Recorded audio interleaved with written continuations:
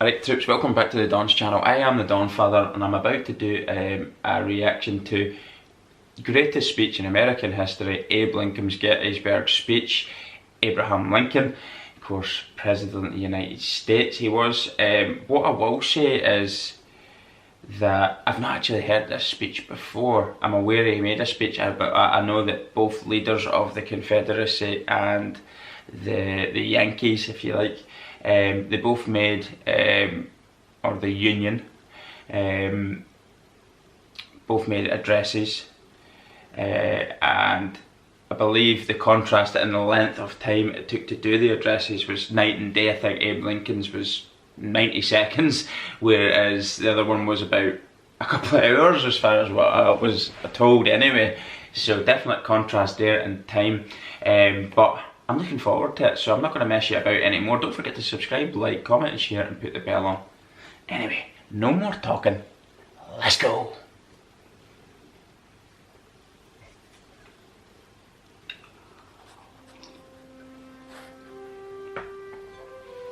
Fourscore and 7 years ago, our fathers brought forth on this continent a new nation, conceived in liberty and dedicated to the proposition that all men are created equal. Now we are engaged in a great civil war, testing whether that nation, or any nation so conceived and so dedicated, can long endure. We are met on a great battlefield of that war. We have come to dedicate a portion of that field as a final resting place for those who here gave their lives that that nation might live. It is altogether fitting and proper that we should do this. But in a larger sense, we cannot dedicate, we cannot consecrate, we cannot hallow this ground. The brave men, living and dead, who struggled here have consecrated it, far above our poor power to add or detract.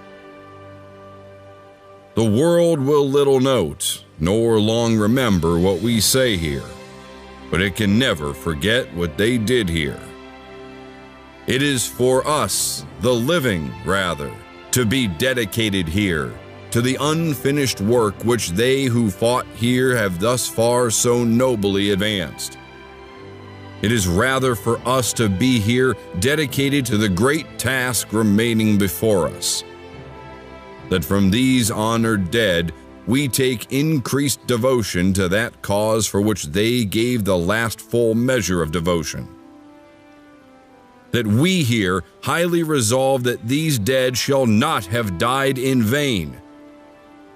That this nation, under God, shall have a new birth of freedom, and that government of the people, by the people, for the people, shall not perish from the earth.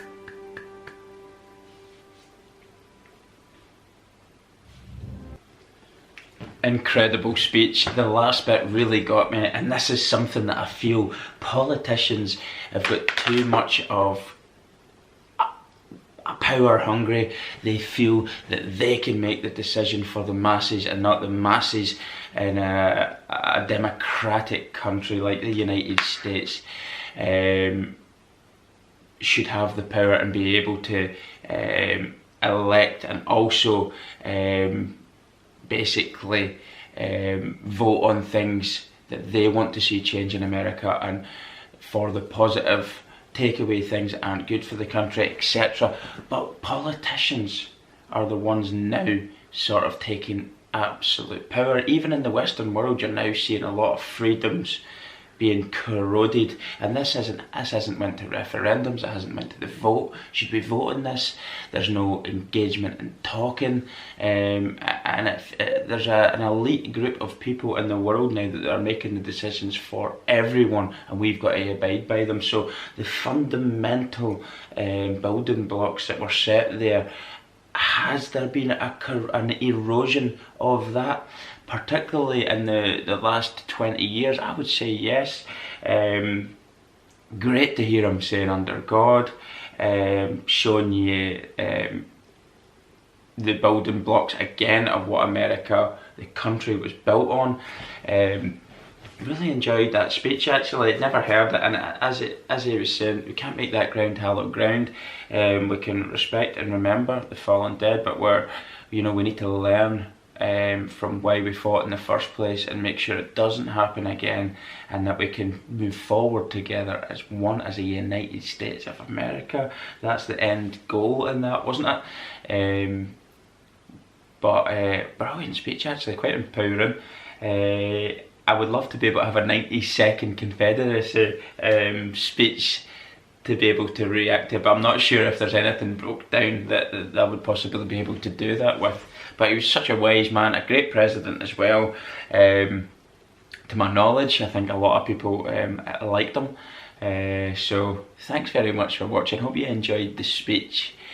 And just a question to you actually on it, in terms of the governed having the power over the governor, if you like, do you feel that way of thinking is now being lost, and a lot of the decisions that are being made for countries, don't get me wrong, I know politicians have to make day-to-day decisions that the general public just shouldn't get involved with, regards to like things like the budgets, where things need to be spent, whether it needs to be spent. Obviously in America it's different, you've got privatised hospitals, but in the UK we have like the National Health Service, so how much funding do they get, how much funding does the schooling get, how much funding does the police get, how much funding does the military get? That is out of normal people's pay grade, if you like. We don't make those decisions, politicians are employed to make those decisions, but when it comes to big changes that do affect your day-to-day life, and I think this PC culture that we've got going on now, there's a lot of freedoms and a lot of liberties that are now eroding away from us now, and I think that's one of the things that a lot of people are being frustrated about. They're being told how to act, what to do, what to say, what's right, what's wrong, when it was never really an issue as such before. We're finding ways to beat ourselves from within, if you like, rather than encouraging each other to be more tolerant of each other, more respectful of each other. We're actually pointing out faults, and I think that's not very good. But what I would say is, that's the question to you: do you feel that in the last 20 years there's been a massive corrosion of that sort of mindset, that the power is with the people, not the people in charge?